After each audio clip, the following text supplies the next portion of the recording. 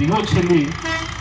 తెలంగాణ రాష్ట్రం ఇవ్వడానికి ప్రభుత్వం ఒప్పుకున్నది అని చెప్పి ప్రకటన చేయడం, దాంతో మేమందరం ఉపయోగించుకున్నాం.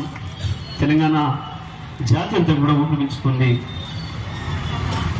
అది తెలంగాణ పుట్టడానికి, ఈ ప్రపంచ పటంలో తెలంగాణకు ఒక భౌగోళిక స్వరూపం రావడానికి కారణం కేసీఆర్ దీక్షరప్ప, ఇంకోటి ఏది కాదు. ఇది మనందరికి తెలిసిన విషయం, ఇది వాస్తవం, ఇది చరిత్ర.